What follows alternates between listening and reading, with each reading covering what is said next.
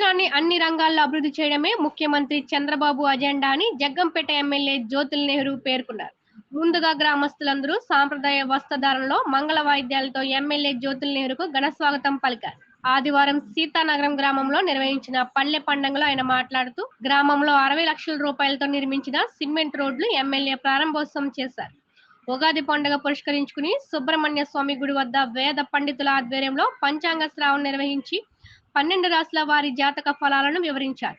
ఈ సందర్భంగా ఎమ్మెల్యే జ్యోతుల్ నెహ్రూ మాట్లాడుతూ కూటమి ప్రభుత్వం ఏర్పడిన తర్వాత ముఖ్యమంత్రి చంద్రబాబు అభివృద్ధి సంక్షేమం సమానంగా ముందుకు నడిపిస్తున్నారని, రాష్ట్ర ప్రభుత్వం ఎంతో ప్రతిష్టాత్మకంగా ఈ రోజు పల్లె పండుగ ఉగాది పంచాంగ శ్రావణ అమరావతిలో ముఖ్యమంత్రి గ్రామాల్లో ఎమ్మెల్యేలు నిర్వహిస్తున్నారని, అందులో భాగంగా ఈ రోజు సీతానగరంలో ఈ కార్యక్రమాన్ని తీసుకోవడం జరిగిందని, ముఖ్యంగా దీని ఉద్దేశం పేద ప్రజలను ఆర్థికంగా ముందుకు నడిపించాలని ఈ కార్యక్రమం తీసుకున్నామన్నారు. ఈ ఉగాది పర్వదినాన్ని తెలుగుదనం పుట్టుబడే విధంగా ఇవాళ సీతానగరం సోదరులు సోదరిమణులు రాత్రి నుంచి పరిశ్రమించి కార్యక్రమం చేసినందుకు వారికి ముందుగా నా శుభాకాంక్షలు ప్రత్యేకంగా తెలియజేసుకుంటూ, ఈ ఉగాది పర్వదినాన్న ఈ రోజు కూటమి ప్రభుత్వం ప్రత్యేకంగా రాష్ట్ర ప్రభుత్వం తరఫున తెలుగు సంవత్సరాదిని ఘనంగా నిర్వహించాలి, ప్రభుత్వ విధానంతో ఈ కార్యక్రమాన్ని నిర్వహించాలి అని చెప్పేసి గౌరవ ముఖ్యమంత్రి చంద్రబాబు నాయుడు గారు ఇక్కడ